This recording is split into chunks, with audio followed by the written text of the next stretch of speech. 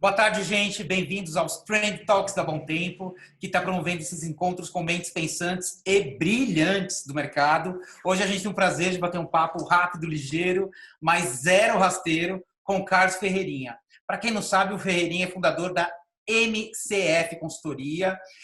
Ele tem mais de 25 anos de experiência no setor e é conhecido como o mais importante formador de opinião do mercado de luxo /premium da América Latina. Inclusive, para a gente, é uma fonte constante aí de informação, né? Uma fonte jornalística consistente, manja tudo e mais um pouco. Boa tarde, Ferreirinho. Um prazer falar com você. Super prazer é o meu, sempre um aprendizado a troca aí com vocês, Alex, André. Muito obrigado aí não somente pela oportunidade, né, a Bom Tempo incrível criando essa oportunidade de geração de conteúdo, mas acima de tudo por estar acontecendo com vocês. Então, um super prazer para mim. Que prazer, Ferreirinha. Vamos começar essa conversa falando um pouco sobre um aspecto que tem tudo a ver com o momento que a gente está vivendo agora, que é a inovação e, sobretudo, relacionada ao mercado no qual você é especialista, que é o mercado de luxo e premium. Ferreirinha, você que entende muito desse mercado, sabe que ele é muito focado e sustentado sobre pilares tradicionais, né, relacionados à tradição. Muitas vezes a tradição ela duela com a inovação, né? Você diria que nesse duelo entre tradição e inovação, o público ele está mais interessado nas novidades ou ele está interessado em manter esse status quo que o luxo trazia antigamente? Excelente essa pergunta. Eu vou dizer que, especificamente para a atividade do luxo, aí reside uma maestria exatamente desse duelo. As marcas de luxo são uma das pouquíssimas atividades da economia produtiva, digamos assim, que consegue genuinamente ter a sua tradição não como um peso de tempo, de velho, de antigo, mas a tradição entra aqui como um elemento fundamental de credibilidade, de segurança, de confiança, mas também são, surpreendentemente, ponta de lança de inovação. As marcas de luxo, como trabalham com nicho, elas trabalham num ritmo de velocidade muito inovadoras, foram as primeiras, inclusive, a trazer o conceito da arte envolvida aí dentro de uma linguagem muito maior. Se a gente analisar há quase 20 anos atrás, quando uma empresa como Louis Vuitton, Marc Jacobs, que era um estilista totalmente grunge nos Estados Unidos, trouxe o primeiro conceito de desconstrução no luxo, trazendo o conceito do streetwear. Nós estamos falando muito de streetwear agora, mas Jacobs fez isso há 20 anos atrás, trazendo o conceito do streetwear, trazendo o conceito da arte. Murakami, japonês, quando cria a primeira coleção de arte com a Louis Vuitton. Então, aqui, essa é uma reflexão muito interessante. As marcas de luxo, elas conseguem com muita maestria dialogar com esse equilíbrio da tradição e a inovação. Nesse exato momento de mercado, é importante que a gente perceba talvez duas possibilidades de reflexões. A primeira delas, nós tendemos, em momentos de rupturas tão fortes de mercado como esse que nós estamos vivendo, nós tendemos a dar prioridade a um consumo pelas marcas que nós confiamos mais, que nós acreditamos mais, que entregam mais símbolos de credibilidade. Tradição entra como elemento fundamental. Só que o marasmo de uma crise faz também com que a gente não queira apenas o mais do mesmo. As empresas que conseguirem surpreender, equilibrando a sua credibilidade associada à tradição, mas encantarem o cliente com movimentos, eu chamo isso até de marcas desafiadoras. Elas precisam desafiar o cliente para sair desse marasmo. E aí a inovação é um combustível fundamental. Os dois elementos aí eu vejo de peso muito importante para esse momento.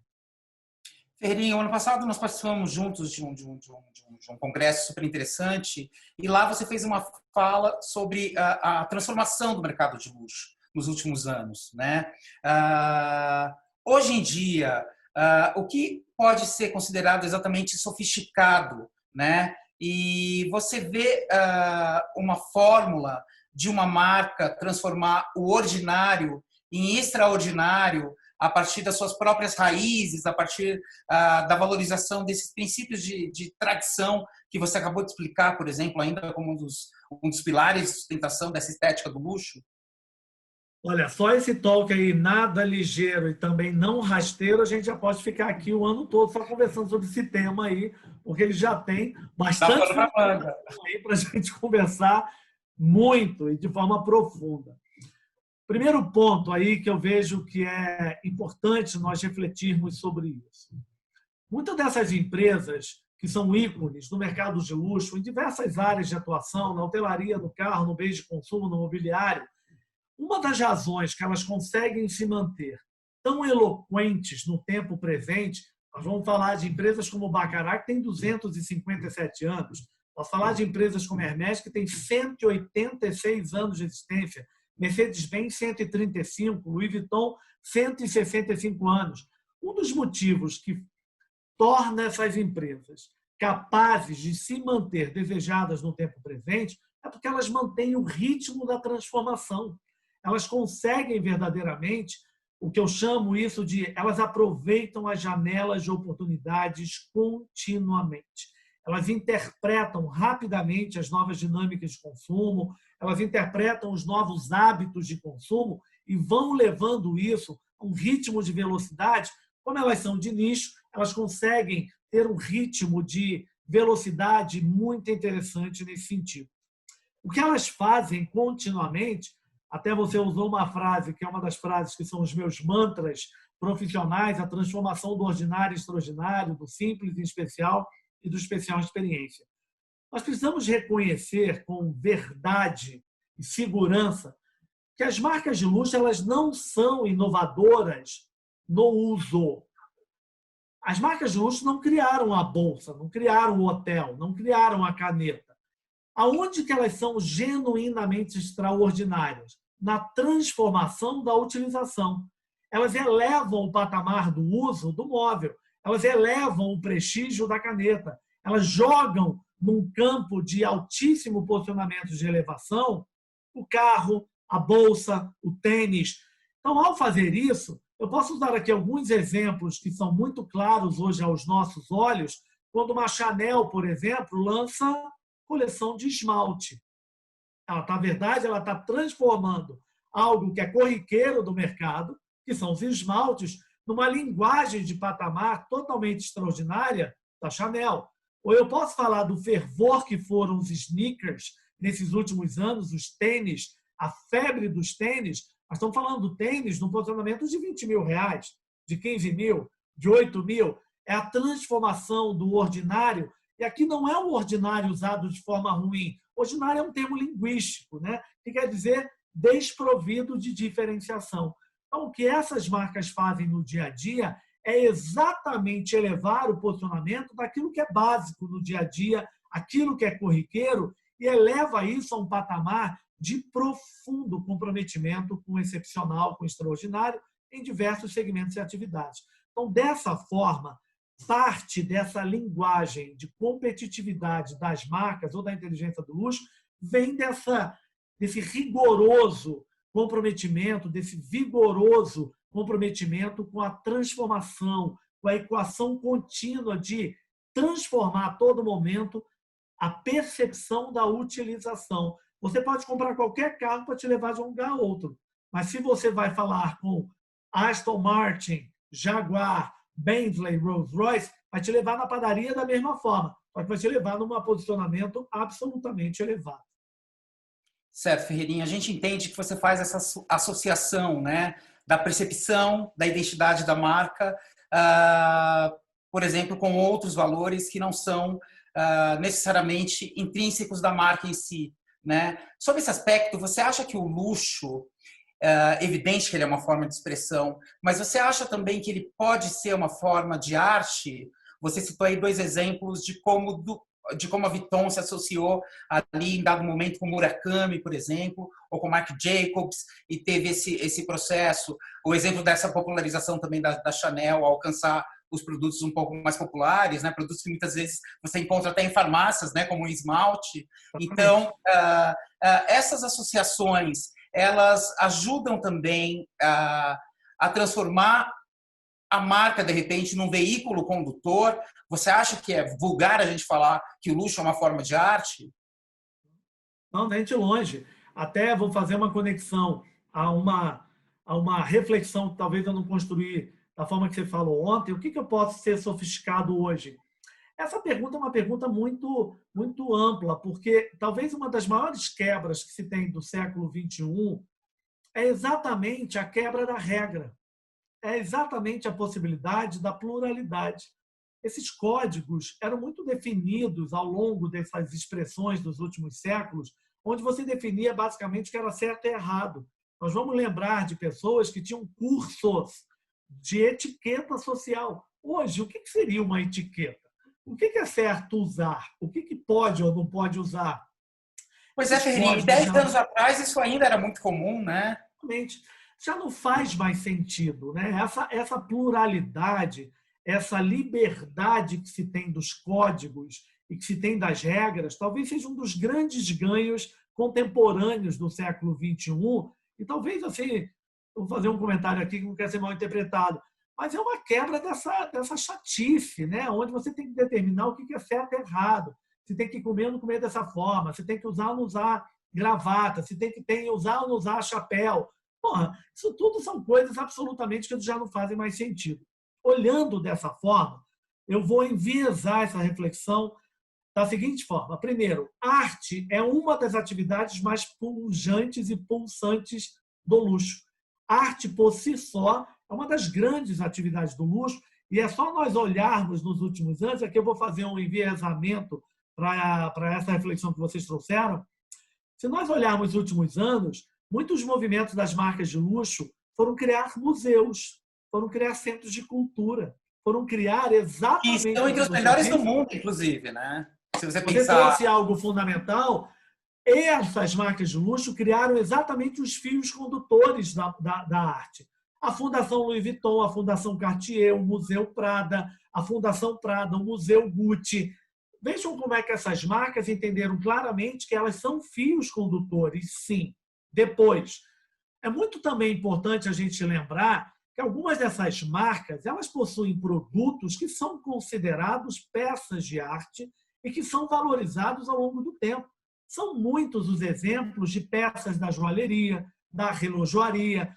Olha, ultimamente, nos últimos anos, até a valorização das bolsas da marca francesa Hermès se tornaram ícones, que se tornaram quase hoje uma métrica nova de mercado. É um índice hoje de mercado, porque são peças que valorizam ao longo do tempo, que é quase o mesmo conceito da obra de arte. Quando ela se valoriza ao longo do tempo e ela compõe um universo de arquétipos de observação. Então, você não está apenas levando um relógio, você está levando uma peça do craftsmanship, da artesania, da Cartier, em cima de um modelo que foi feito há 100 anos atrás. Aqui tem um storytelling, uma apropriação que é exatamente a apropriação da referência da arte. Essa é uma das razões que, nesses últimos anos, foram muitos os exercícios nos últimos 10 anos da linguagem da arte sendo trabalhada fortemente na cultura do luxo. A Louis Vuitton fez isso muito bem, a Gucci fez isso muito bem, a Prada fez isso de forma brilhante. Nomes da expressão da arte mundial, vamos pegar a Yayoi, a japonesa aí das bolinhas, que se tornou, que na verdade foi trazida, não é que foi trazida que o sistema é bom, mas Yayoi tem quase 100 anos. Ela foi colocada novamente em destaque pelo luxo, pela marca Louis Vuitton, que coloca ela num momento muito efervescente, que já é uma senhorinha. Claro, né, na cultura japonesa você chega a 300 anos ainda parecendo que tem 50, mas Yaoi é esse exemplo, né? O fenômeno que foi de filas pelo mundo para assistirem ou presenciarem exposições de Yaoi, que foi revitalizada de forma efervescente, contemporânea, por uma empresa de luxo. Fio condutor total e absoluto. O que é sofisticado? Não sei. Na verdade, esse código hoje, quando você tem a Rihanna, que é chamada cultura B, cultura de gueto, negra, tudo maravilhoso de diversidade e inclusão, a Rihanna é o maior investimento isolado da maior corporação de luxo do planeta, LVMH, que o ano passado criou a marca Fenty, que tem a Rihanna como sócia e diretora artística. Se a gente entende o que está acontecendo, nós vamos repensar os nossos conceitos do que é ou não sofisticado. Isso nos leva à próxima pergunta, Ferreirinha, que é um pouco mais polêmica, mas ela necessita ser feita até para que as pessoas Vamos à entendam. polêmica, estava esperando isso de vocês. Senão não são os decornautas, né? Vamos entender a polêmica aí de vocês. Vamos lá. As pessoas geralmente associam o luxo, o mercado de luxo, à exclusão, não à exclusividade. A gente que está dentro do mercado, a gente tem um outro entendimento, mas em geral a população tem outra opinião. Eles entendem que o luxo ele exclui a população dos seus processos, do seu próprio consumo. Eu primeiro queria saber o que você pensa sobre isso e se você acha que o mercado de luxo já virou essa chave e essas pessoas é que não estão sabendo ainda. Como é que fica isso para você? Eu acho que tem um pouco de tudo aí. Esse assunto ele é um assunto, sim, polêmico, mas ele é necessário, ele precisa ser abordado, ainda mais que eu comentei agora dessa quebra de regras aí que é fundamental. Nós temos que olhar isso sobre diversos pontos de vista, sobre muitas perspectivas. A primeira é a perspectiva do consumidor. O que eu quero dizer? A gente precisa entender que essa aqui, a nossa conversa aqui, é uma conversa de mercado, não é uma conversa terapêutica, nem antropológica, nem de psiquiatras. Existem clientes, indivíduos, que são indivíduos que o maior prazer que eles têm na vida é exatamente excluir os outros, oprimir. Né? Agora, isso não tem a ver com luxo. Eles fazem com tudo na vida deles dessa forma. Eles têm uma postura verdadeiramente de definir quem usa o uniforme branco para limpar a casa e quem está na posição de domínio da situação. Então, o conceito da exclusão, ele é, acima de tudo, antes de qualquer tipo de determinação mercadológica, ele é, acima de tudo, atitudinal. É quando o indivíduo se coloca numa posição que se acha no direito de excluir o outro. O que eu quero dizer com isso? Se eu falo que ele é atitudinal, eu vou fazer agora, da mesma forma que vocês pegaram um viés polêmico, eu vou rebater para vocês. Vocês acreditam que, em algum momento, as principais marcas de luxo do mundo, aqui eu estou falando como mercado, né?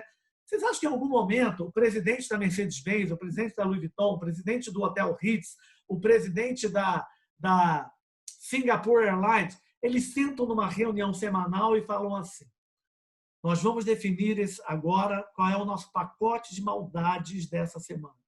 Eu quero entender quais são as lojas no mundo que vão maltratar clientes. Eu quero definir claramente quais são as regiões do mundo que terão lojas que terão aspectos absolutamente preconceituosos com o cliente.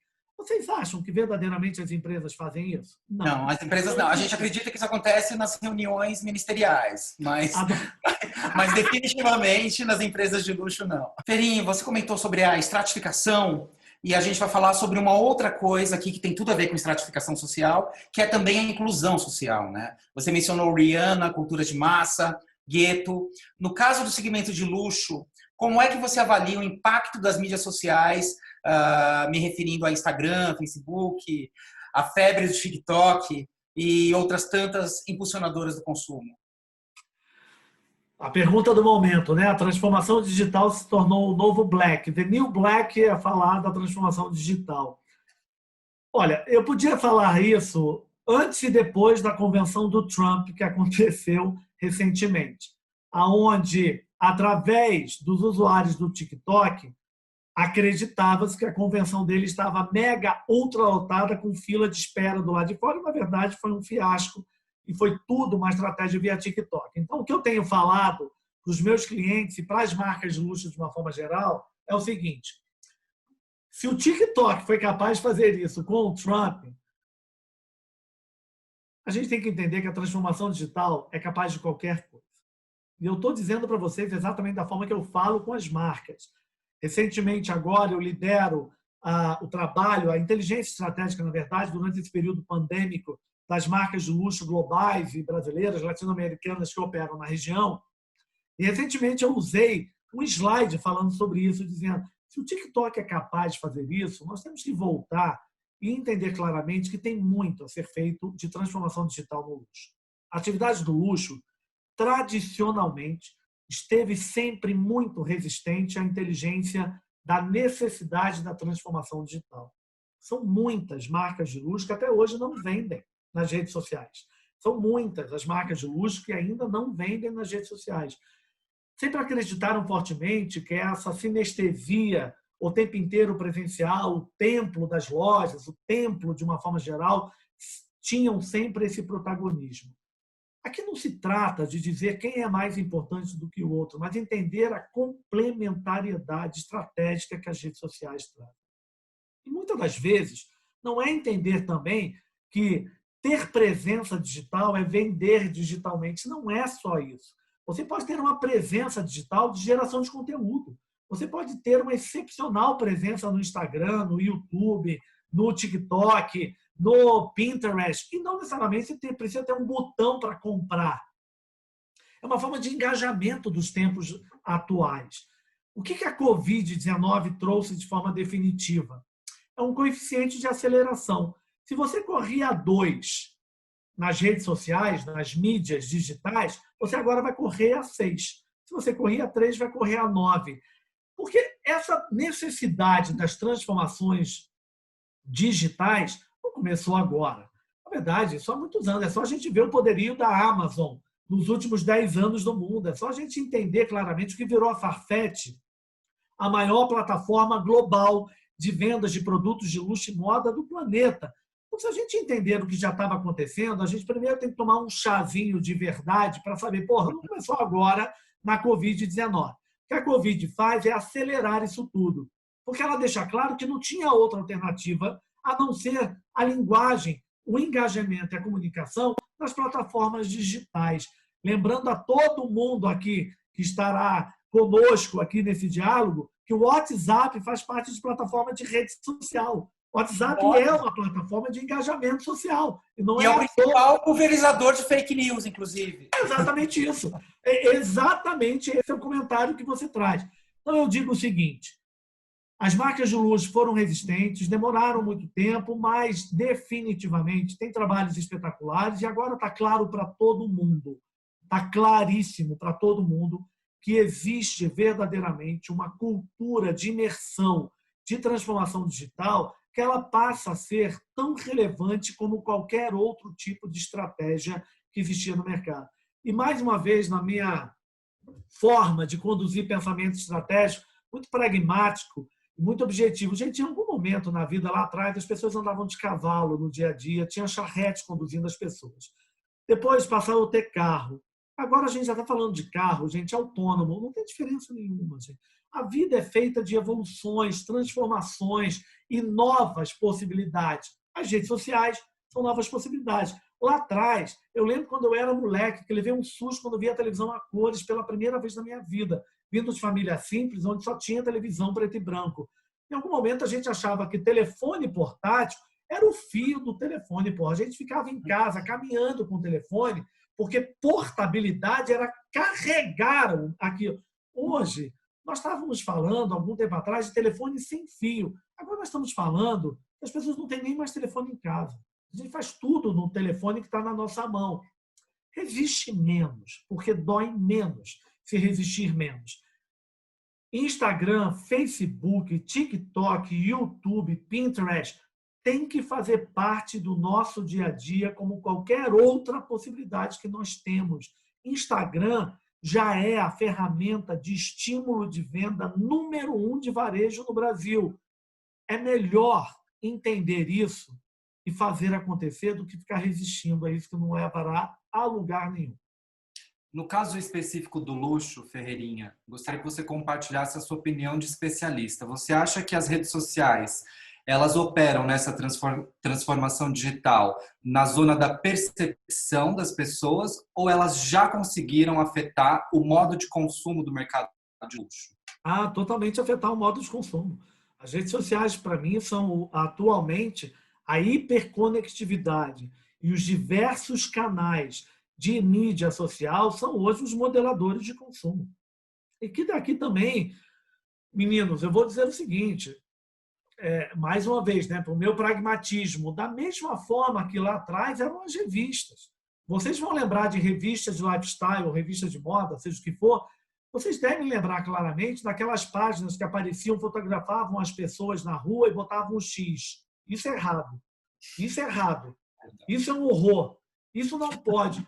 Hoje isso não existe mais. Primeiro que não tem nem quase mais revistas, né? Não faz nem mais sentido. Primeiro, e depois daquilo que a gente conversou aqui, essa pluralidade. O que é certo e errado? Eu adorava o que eu vou falar aqui, eu falei para ela, tá? É uma pessoa que eu respeito demais, admiro, é uma grande amiga de mercado. Eu lembro de um quadro, alguns anos atrás, da Glória Calil, no Fantástico, que a jornalista perguntava: Glória, isso pode? Ela falava: depende. Tudo depende. Depende muito. Depende. Eu falava, pô, um dia eu liguei para a Glória e falei: Glória, eu falava, pô, tudo depende. Não tem mais certo e errado, depende. Tudo era depende, né? Ser chique depende. Então, tudo depende. As mídias sociais são hoje os principais influenciadores e modeladores de tomada de decisão. Haja visto o que acontece no cenário político mundial, onde as redes sociais são capazes de criar monstruosidades políticas que só existiram nas redes sociais, que não tem nenhum outro tipo de lastro concreto, absolutamente concreto. Isso tem coisas positivas e tem coisas, muitas das vezes, assustadoras. Então, esse é o ponto, é lidar com isso como uma nova ferramenta de inteligência de mercado e saber domá-la. O ponto aqui é quando a gente se permite que a fake news, ou seja, qualquer coisa que venha nas mídias sociais, seja mais importante ou mais relevante do que a nossa capacidade analítica, crítica, de conseguir validar essas informações todas. Então, eu vejo, sim, as mídias sociais como modeladoras de consumo. É só a gente analisar aí a febre que surge de marcas hoje. Eu posso usar marcas do conceito que surgiram no mundo das redes sociais, não tinham nem lojas. Off-White, Everlane, Supreme, são marcas que surgiram no mundo digital. Elas não tinham nem lojas para vender o produto. Era somente nas redes sociais. Então, elas modelam definitivamente comportamentos de consumo e tomadas de decisão. Dentro desse modelo, como você disse, desse sistema, aliás, modelador, né? A gente tem agora sim uma questão polêmica. E a gente sabe que você não foge das questões polêmicas, assim como a gente. Mas a gente tem as blogueiras, né? Nada contra elas, absolutamente. Elas são consideradas por muitos, inclusive, a nova mídia, né? E elas se destacam justamente por influenciar a audiência a partir dos próprios hábitos de consumo, né? De uma experiência real, ou teoricamente real de uso, porque elas tiram ali o esmalte da Chanel, para usar um outro exemplo seu, e colocam na hora, ou indicam, recomendam uma coisa do look do dia, que virou uma febre, que virou talvez um novo ditador de tendência, né? Na pandemia, ironicamente, elas foram muito criticadas e até canceladas, em alguns casos mais radicais, pelo mesmíssimo modus operandi, né? De falar de uma certa futilidade, ou que muitos categorizam como futilidade diante de emergências sociais muito gritantes, né? Por outro lado, muitas se mostraram engajadas em causas coletivas, mudaram a postura. Você acha que essa transformação que rolou, talvez nos últimos 3 meses, ou um pouquinho antes mesmo da pandemia, ela também veio para ficar? Ela é legítima ou ela é apenas politicamente correta por conta desse panorama que eu descrevi? Por conta dessa estratificação social, para usar um outro termo seu? Acho que é um pouco de tudo. Eu, como um pensador de mercado, estrategista e lidando com muitas empresas, eu me coloco aqui sempre na minha visão de mercado. Na minha visão de mercado, eu espero verdadeiramente que isso tenha vindo para ficar, porque é constrangedor e medonho o que aconteceu nesses últimos anos. Eu não vou dizer aqui, eu não seria ingênuo de dizer da importância da transformação digital e das mídias sociais sem verdadeiramente considerar a importância dos influenciadores digitais, os blogueiros, o que for. A influência digital, e até agora eu fiz um comentário da importância aí que eu enxergo as redes sociais modelando o consumo, as influenciadoras são importantes. O que a gente precisa quebrar é essa não autenticidade, essa não transparência. As marcas que se permitem serem dominados por esses influenciadores digitais, que transformam as marcas como coadjuvantes, aonde a vida deles tem um papel muito mais importante do que 100 anos de marca, do que a história lá do artesão que estava costurando. Isso é uma bobeira descomunal. Isso, na verdade, eu vou dizer com muito carinho aqui, com muito respeito. Feliz desses influenciadores que conseguiram brilhantemente, estrategicamente, crescer dessa forma. Porque o errado nisso foram as empresas e as marcas que deram corda para isso, que alimentaram isso, que deram essa comida para esses leões descomunal de mercado, que foram desconstruindo absolutamente uma linguagem de verdade. Eu, Ferreirinha, em um dos meus principais aprendizados desse período pandêmico, eu tenho colocado muito na minha voz pública e com os meus clientes que eu acredito numa tríade, em 3 pilares que serão fundamentais a partir de agora para a grande uma parte das empresas, marcas, profissionais. Autenticidade, transparência e verdade.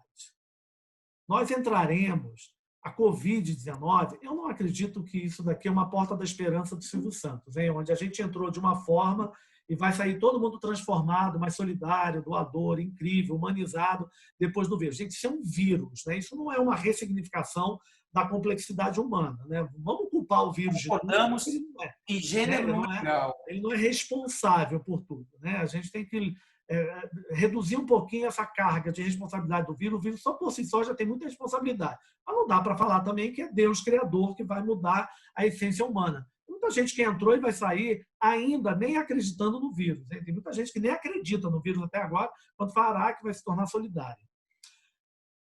A sociedade cada vez mais incrementará as suas demandas de verdade, transparência e autenticidade. As empresas que conseguirem entender a necessidade disso e usarem isso de forma genuína, eu acredito profundamente que os próximos anos serão marcados por tomadas de decisões mais autênticas, mais transparentes. Com isso, nós precisamos entender que não está em jogo se o influenciador digital é ou não é importante nesse exato momento. Ele é importante nesse novo dilema, ou nessa nova dicotomia, ou nessa nova dinâmica que nós temos das redes sociais. O jogo aqui, gente, não é tê-lo ou não tê-lo, é como usar essas pessoas. É como permitir você mesmo, porque me irrita profundamente quando qualquer profissional vá midiaticamente se colocar dizendo das fake news, de dizer das fake news, mas aí permite, na sua estratégia de marketing e comunicação, usar um influenciador digital que nunca humanamente consegue usar aquela quantidade de produtos naquela quantidade de janela do dia. Porque as pessoas vão ao banheiro, gente. As pessoas elas têm azia, elas têm problema de estômago, elas acordam também com mau hálito. A gente tem que acreditar nisso. Porque não dá para entender esse mundo projetado de influenciadores digitais que foram alimentados pelos marqueteiros, pelas empresas doentes de marcas querendo criar um arquétipo de imagem totalmente ficcional na cabeça do cliente. Não tem mais espaço para isso, gente. Não tem mais espaço para isso. Algumas empresas demoram mais a entender, elas serão as mais penalizadas. Algumas empresas são mais rápidas de botar a cara, de correr o risco, de exercitar outros tipos de caminhos e usar influenciadores que sejam genuinamente autênticos, verdadeiros, transparentes. Quando a gente viu alguns desses casos nos últimos 3 meses, a pergunta que eu faço a vocês dois, que estão na ponta, que são sempre lançadores, estão olhando as coisas lá na frente, fazer uma pergunta genuína para vocês. De tudo que vocês viram aí de algumas das marcas, de alguns dos influenciadores, nesses 3 meses que ficou um pouco mais revelado, vocês se surpreenderam? Foi verdadeiramente uma surpresa a gente saber que isso estava acontecendo? Absolutamente. Não. Absolutamente. Essa é a resposta. Na verdade, a gente sabia disso. O que a Covid também fez, que eu acho bárbaro, ela colocou todo mundo com mais tempo para observar uma série de coisas que já estavam reveladas. Só que as pessoas não estavam dedicando o tempo e a concentração. E ela fez um outro ponto, ela botou todo mundo hiperconectado digitalmente. Isso quer dizer que nesses últimos 100 dias, as pessoas estiveram mais conectadas nos mesmos canais, no mesmo tempo, na mesma hora. Então, de uma hora para outra, todo mundo viu parte desses surrealismos que estavam acontecendo. Então, eu espero, estrategicamente, que nós consigamos entender que clama socialmente um início de uma era que seja mais pautada na transparência, na autenticidade e na verdade. Falando sobre transparência, Ferreirinha, e ainda no mercado de luxo, a gente sabe que boa parte da produção do mercado de luxo ela é derivada de pequenos ateliês, né? De microempresários, de famílias, às vezes, que transmitem os seus saberes e as suas técnicas de geração em geração, de uma forma slow, mais orgânica, que é até avessa aos métodos industrializados. Na prática e na sua opinião, como ficam esses pequenos ateliês e essas pequenas mãos de obra diante dessa pandemia que afeta muito mais eles do que os gigantes? Olha, esse é um comentário muito bom, é um comentário bem difícil de ser construído como reflexão, porque tem aqui dois viés que são fundamentais e significativos para nós percebermos. O primeiro ponto, eu vou trazer uma reflexão da economia americana. Os Estados Unidos é um país que ele lida com uma dinâmica mercadológica muito interessante, mas ele lida também com um falso moralismo social que é impregnado naquela cultura. O americano diz algo brilhante, que ele diz o seguinte: em momentos de crise, the stronger get stronger, the weaker get weaker. Em momentos de crise, os mais fortes saem ainda mais fortalecidos e os mais fracos saem ainda mais fragilizados. Essa é uma ordem de um capitalismo que impera na nossa modelagem econômica muito severa e muito brutal. Então, a primeira resposta que eu tenho que dar aqui, essa é uma crise que fragiliza de uma forma muito mais contundente os pontos mais fracos da cadeia. Não há nenhuma dúvida em relação a isso. Quando eu levo isso para o luxo, aqui eu digo que as marcas de luxo genuínas, aonde que isso entra em menor possibilidade de estrago? Porque a maior parte delas tem como exatamente o elemento da diferenciação essa artesania, essa mão de obra. A maior parte das marcas de luxo calçadistas, os calçados não são produzidos na Ásia, são na Itália, costurados à mão. A maior parte das empresas de joias francesas e italianas de luxo não produzem na Ásia, produzem na França e na Itália. Há muitos anos atrás, François Pinault, que é o presidente, o dono do grupo Kering, que é o dono da Gucci, ele fez um comentário numa conferência que eu participava, que ele era o orador, brilhante, quando ele disse assim: o grupo Kering é o dono de uma marca de joia chamada Boucheron. E ele fez um comentário brilhante dizendo assim: muitos dos processos da lapidação da joia poderiam ter sido automatizados. Enquanto eu decidir manter aquele artesão lapidando a joia, desenhando, cavando o diamante, fazendo, eu estou mantendo o meu comprometimento social de preservar. A Bottega Veneta, uma das marcas italianas mais emblemáticas do luxo, há 3 anos atrás, construiu uma escola, abriu uma escola de artesãos em Florença, porque a Bottega Veneta ela é uma marca que o principal ícone dela é a trama do couro, e que são artesãos.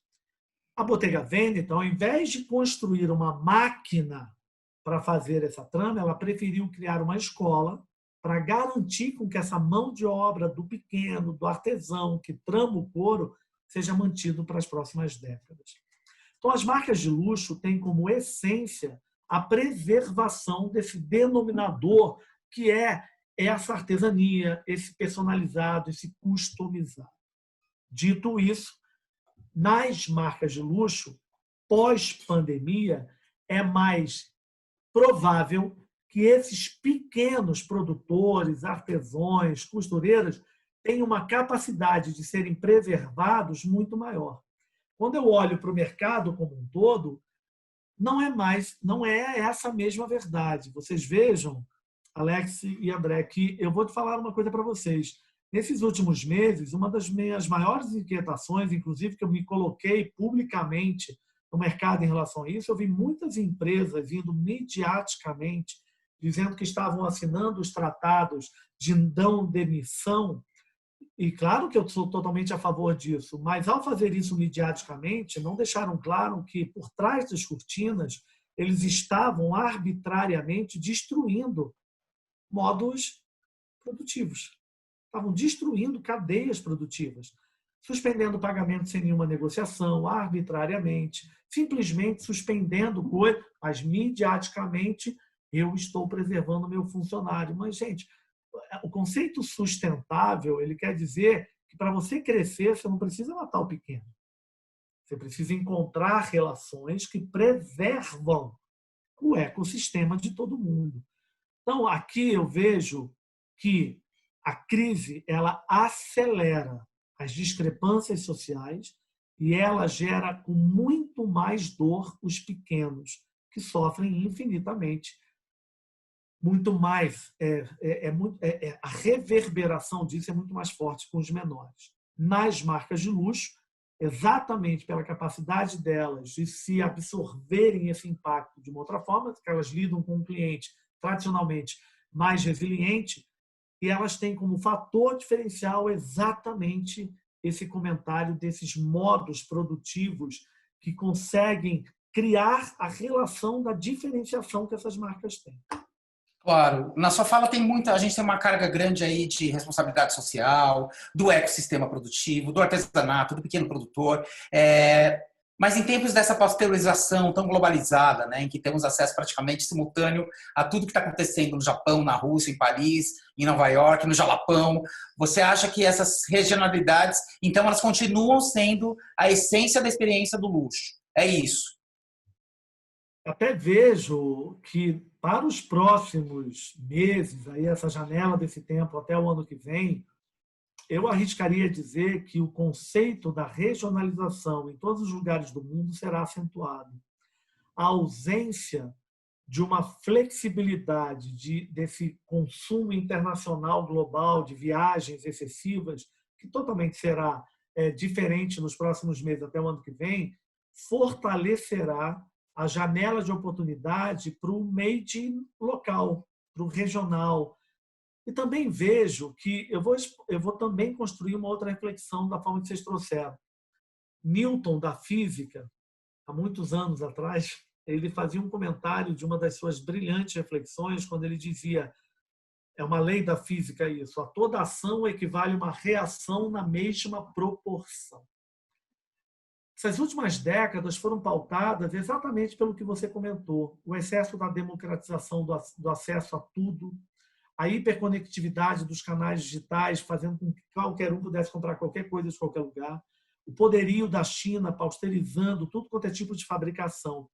Sabe o que eu acredito? Eu acredito exatamente numa reação contrária a Isaac Newton, a toda ação equivale a uma reação na mesma proporção. Eu vejo que virá mais forte, naturalmente, de nós entendermos o valor do artesanato local, entender que artesanato não está associado a folclore de baixo percepção cultural. Artesanato é uma expressão cultural. A gente vai entender mais sobre renda, a gente vai entender mais. E aí, se a gente olhar, inclusive, para o segmento que vocês têm um profundo domínio e que nós estamos aqui convidados, né, da Bom Tempo, se a gente analisar hoje, e nós temos que ter a coragem de admitir isso, a capacidade produtiva brasileira moveleira é hoje um dos grandes exemplos no mundo. Os designers brasileiros, principalmente na área da movelaria, são um dos grandes expoentes do mundo.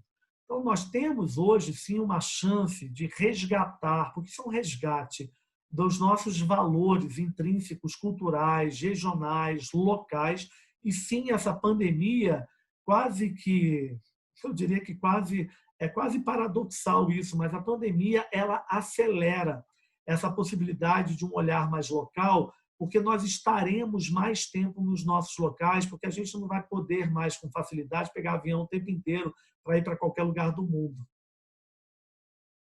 E pelas dificuldades de importação também, né? A discrepância dos câmbios, enfim, o disparate do dólar e do euro, enfim, a gente tem uma série de fatores aí também, né? E aciono isso, tudo isso é o que eu chamo da lógica, né? Matemática. Se você faz conta, né? Batendo o euro 7,8, batendo o dólar 6,7, isso é o que eu chamo da racionalidade da reflexão. Mas tem um elemento a mais aí que eu vejo importante a gente colocar. Quando eu dou de cara, vou usar aqui o papel de um designer e não de uma marca com uma Bom Tempo. Quando eu dou de cara com trabalhos realizados por exemplo, o Sérgio Rodrigues, gente, aquilo é um susto. É um susto de regionalismo, é um susto de capacidade regional. Quando eu vejo Marta Medeiros na moda usando o nosso trabalho do agreste, do sertão de Alagoas, trabalhando aquela renda e posicionando, olha lá o início da nossa conversa, o ordinário no patamar extraordinário, nós estamos falando verdadeiramente que nós temos sim também, além do dólar, isso tudo, nós temos também a possibilidade de ser surpreendido e encantado pela nossa mão de obra, pelos nossos designers, pela nossa inteligência fabril, pela nossa inteligência de capacidade produtiva. É impecável o que a gente tem feito. O maior desafio das marcas internacionais no Brasil, na área de mobiliário, na área da joalheria, isso é diferente na moda, isso é diferente no acessório, é diferente no calçado. Mas o principal desafio competitivo das marcas internacionais no Brasil, na movelaria e na joalheria, são as marcas brasileiras. Porque o nível da joalheria brasileira, a gente tem marcas, designers de joias espalhados pelo Brasil que deixam de queixo caído qualquer designer internacional. Então, nós também estamos com uma possibilidade de redescobrir e descobrir aquilo que eu considero mais importante que o dólar e o euro. Sabe por quê, André e Alex? Porque no final do dia, se você tiver muito dinheiro, pouco importa se o dólar está a 6. Você resolve isso de uma outra forma. O importante é você também se permitir a ser conquistado pela nossa excelência de inteligência regional, brasileira, doméstica, local. Pois é, que está competindo aí de igual para igual, né, com os grandes lá de fora, né? Você citou dois exemplos, né? A Marta Medeiros, inclusive, com o Sérgio Matos, que se juntaram agora, né? Numa joint venture. Eu falei Sérgio Rodrigues, eu falei, Sérgio, olha o Sérgio Matos com a cadeira pautada em cima das rendas. Gente, aquilo é uma loucura, né? Se você pega, olha a cadeira daquela cobra, Coral.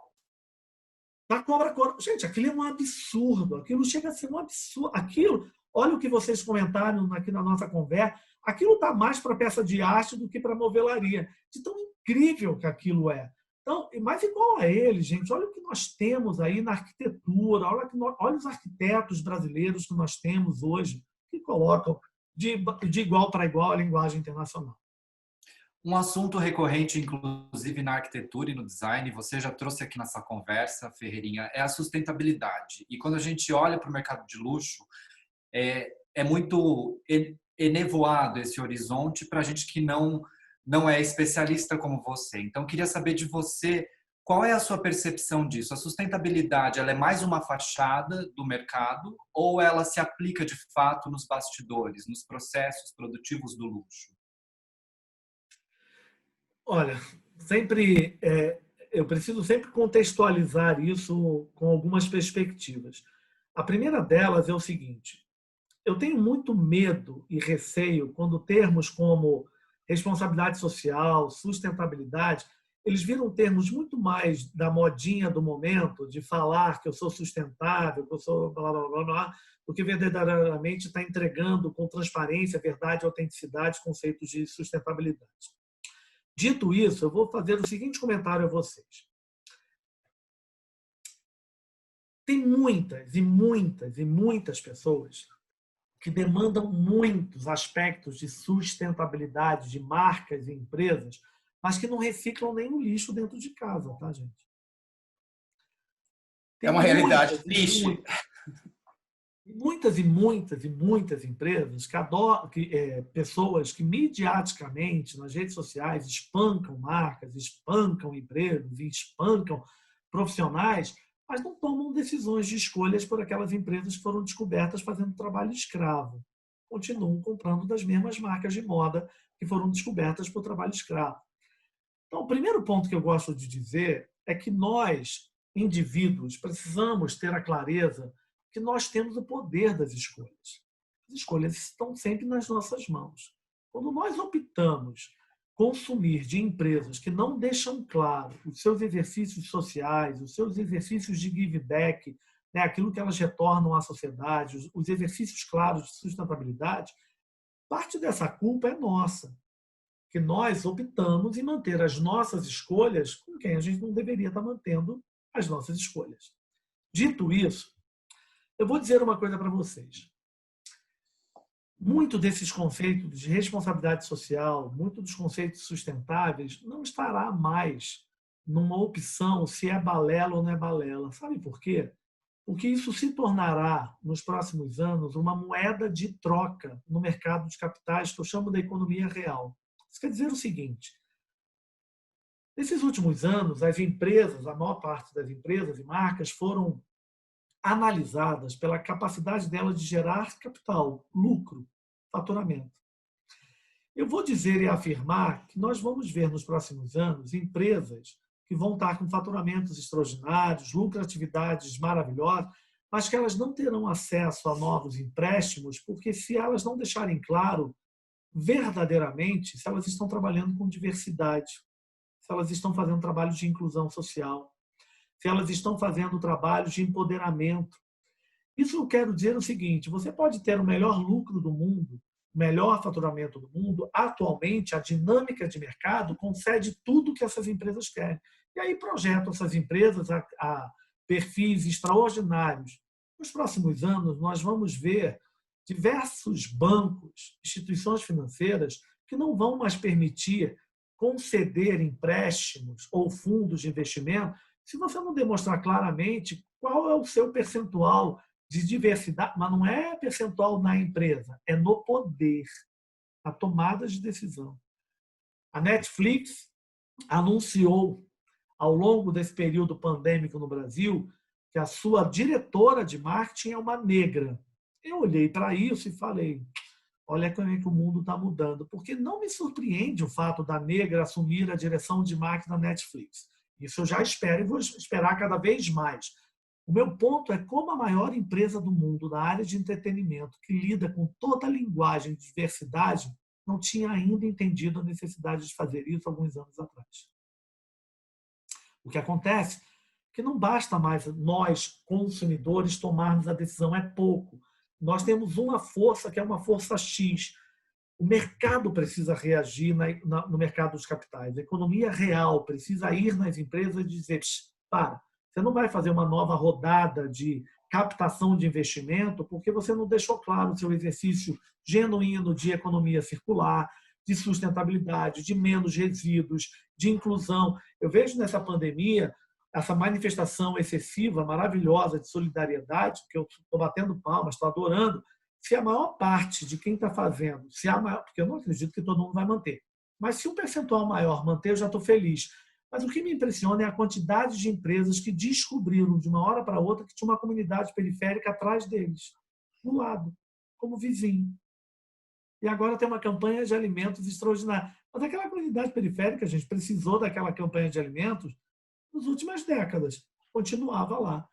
Então, esse é um ponto que eu vejo que lá atrás, fazer ou não fazer, não mudava a regra das empresas. Nos últimos anos, fazer passou a gerar perante a maior parte dos clientes um goodwill, uma boa vontade. Nos próximos anos, a gente vai ver uma outra dinâmica. Se não fizer, está fora da economia real. Você não consegue a concessão de dinâmica, de empréstimo, de investimento, que é o que movimenta a economia real. Então, vai ser ótimo quando nós entendermos isso claramente como um elemento tomador de decisão.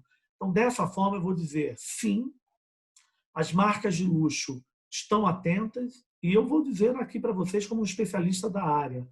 As marcas de luxo que têm trabalhos extraordinários, sustentáveis, mas não se permitiram a deixar isso mais claro nos últimos anos.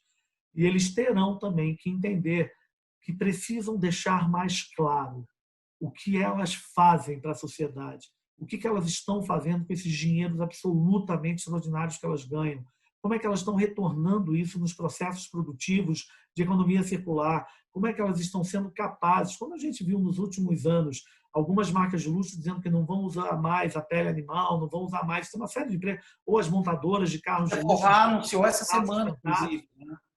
Então, elas estão exercitando, mas também exercitando uma antecipação, porque lá na frente essa conta vai ser muito alta para as empresas que não se prepararem agora. Então terá que ser verdadeiro. A fórceps.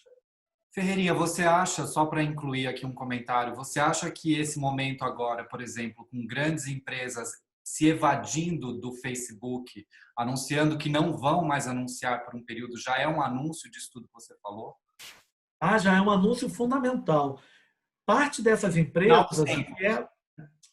parte dessas empresas, o posicionamento delas, elas estão suspendendo, elas não cancelaram, elas suspenderam por um período de 30 dias para fazer uma análise. Mas é muito importante verdadeiramente entender o que eu falei da economia real. No final do dia, gente, é muito difícil o que eu vou dizer, mas mercadologicamente, para as empresas, muitas das vezes a vergonha na cara tem que vir quando dói no bolso. Então, quando de uma hora para outra o Facebook está diante de uma cachoeira de investimento desaparecendo da sua ferramenta, ele tem que voltar para casa para fazer o exercício dizendo, porra, aonde eu deixei isso passar? Sabe, em que momento eu não percebi que estava um absurdo essas questões dessas redes sociais como o Facebook serem pontes verdadeiras de transitar informações falsas, de extrapolar o direito de trabalhar contrariamente àquilo que se pretende de uma diversidade inclusivista. Não pode mais isso. Então tem que cancelar o dinheiro do Instagram, do Facebook, do jornal, do jornalista, do âncora de televisão, tem que fazer isso tudo. Então eu tenho certeza que esse momento do Facebook deve ter dado um desespero a diversos outros tipos de canais que pode pensar que isso pode chegar neles. Então eu vejo o dinheiro. O dinheiro mexendo no bolso dói fortemente essas empresas. Elas vão lá e começam a exercitar da forma que se é esperado para esses novos tempos. Ferreirinha, a gente está aqui no encontro promovido pela Bom Tempo, né, cujos bastidores, André e eu, particularmente, conhecemos e cujos valores enaltecemos por conta disso, né? Eu estou falando de qualidade de produto, de responsabilidade social, de responsabilidade ambiental, da evolução da tradição, a defesa da autoexpressão, né? Então, e olhando um pouquinho para fora também, não se trata apenas de um produto, mas de um lifestyle capitaneado ou representado por aquele produto, né? De maneira geral, nós temos visto um novo posicionamento emergir entre as marcas mais vanguardistas. Nessa conversa mesmo você trouxe essas questões, né? Muitas dessas marcas são integrantes do segmento de luxo e de alto padrão. As empresas têm demonstrado mais engajamento e interesse nas questões que afligem os consumidores, né? Extravasam, portanto, aquela postura antiga da marca que se posicionava diante do público quase alheia à vida real. Outra questão que você trouxe. Nesse sentido, você argumentaria que as marcas mais inteligentes e as mais bem-sucedidas, elas podem ser comparadas a antídotos sociais? Eu não me refiro a um veneno antimonotonia, não. Eu estou falando a um antídoto social mesmo, né? A essas questões que você também trouxe, relacionadas à estratificação, inclusive. Alex e André, marcas são antídotos. Marcas são símbolos importantíssimos de credibilidade, de história, de tradição, de transparência. A maior parte de nós, no nosso dia a dia, nós tomamos decisões não por produtos e serviços. Nós tomamos a decisão por precisar de produtos e serviços, mas nós tomamos a decisão pelas marcas. As marcas, elas são os fios condutores, são elementos que traduzem rapidamente crenças, valores, uma série de códigos e símbolos. Dito isso, as marcas mais exitosas, aquelas que verdadeiramente são construídas ao longo do tempo, com todos esses ícones aí de verdade que vocês colocaram na pergunta de vocês, elas precisam entender verdadeiramente que elas têm responsabilidade social. Elas são símbolos de mercado.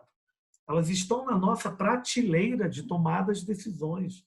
Quando eu opto ir a uma loja da Bom Tempo, a Bom Tempo tem que entender sempre claramente que quando o consumidor toma a decisão de se relacionar com ela, ela tem uma responsabilidade daquilo que ela está traduzindo de informação. através da sua marca. Então, marcas são antídotos. Elas são verdadeiramente capazes, marcas bem construídas, elas anestesiam o consumidor. Eu falo que nesse período de pandemia ou na pós-pandemia, nós optaremos, acredito eu, a grande maior parte das pessoas, elas vão optar primeiramente, numa primeira fase de retomada, pelas marcas que, de alguma forma, nós temos mais credibilidade, que nós temos mais confiança e que, de alguma forma, conseguiram cuidar de nós ao longo desse período tão confuso de mercado. Então, quando vocês aqui, né, vocês, André e Alex, né, os famosos deconautas aí, estão conduzindo esse Talks da Bom Tempo, já de imediato eu fico aqui comigo, né, numa visão de pensador de mercado, eu fico absolutamente, plenamente feliz de ver que uma marca como essa, familiar, de 42 anos de existência, do sul do Brasil, se permite a dialogar com profissionais como vocês, que são contestadores, que são provocadores, que são absolutamente fora da curva, que conseguem verdadeiramente provocar um ambiente de reflexão de verdade, de trocas corajosas. Quando a marca se permite a isso, ela está deixando claro o que ela quer de entendimento em relação à sua marca. Então, eu vejo que, dessa forma, marcas que entenderem que, quando elas são percebidas pelo cliente na tomada de decisão, elas têm uma responsabilidade enorme. Nós precisamos cuidar desse diálogo, dessa informação, dos códigos, dos símbolos. Por isso que existe sempre uma relação muito complementar e não única do que é marca e do que é uma empresa com seu produto e serviço. A marca é o elemento fundamental que traduz todos os nossos símbolos. E, com isso, elas agem como antídotos totais, né? Você está lá no meio de uma recessão econômica, você privilegia a marca que, de alguma forma, fala com o seu coração, com o seu afeto, com a sua indulgência. Então, é fundamental trabalhar e acreditar que marcas são antídotos e que são fios condutores de uma série de informações, de alegria, de histórias, de tradição. E, olha, eu vou mais longe. Eu acho brilhante quando uma empresa como Bom Tempo, e aqui, gente, para todo mundo que está ouvindo, eu não fui demandado para falar nada disso. Eu reagi a tudo aquilo que os meninos trouxeram. Mas eu fico fascinado quando empresas com conceitos familiares, a Bom Tempo é uma empresa familiar até hoje, genuinamente familiar, se permitem a diálogos contemporâneos. Eu vou dizer uma coisa para vocês, Alex e André.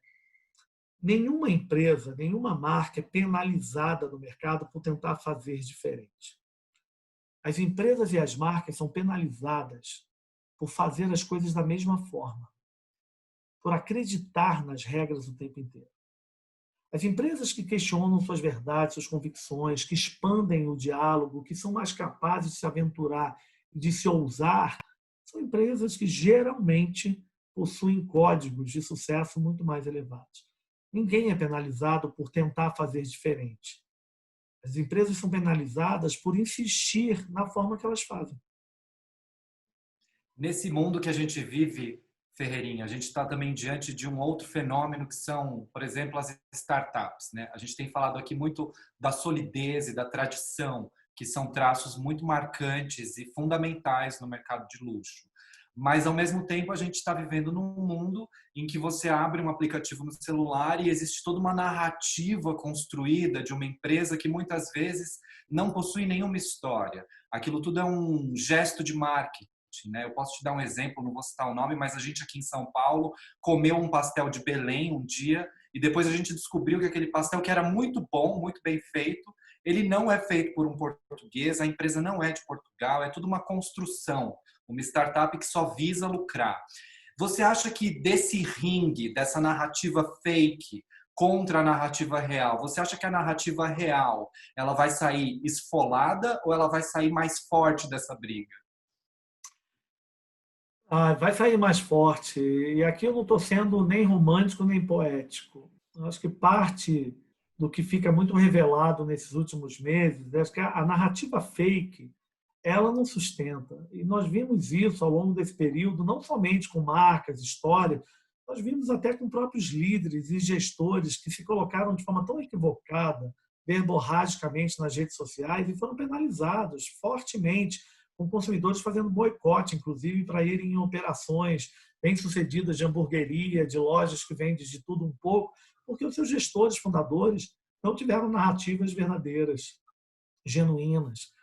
Eu preciso acreditar mercadologicamente que nós, cada vez mais, teremos como protagonistas as narrativas verdadeiras, as histórias que foram construídas em cima de pilares genuinamente concretos. Você não tem problema nenhum, gente, de você criar um pastel de Belém, nenhum. Desde que você deixe claro que eu, que não sou português, inspirado pela história portuguesa, totalmente motivado, entusiasmado por isso, decidi aprender a técnica portuguesa de Belém para fazer o pastel.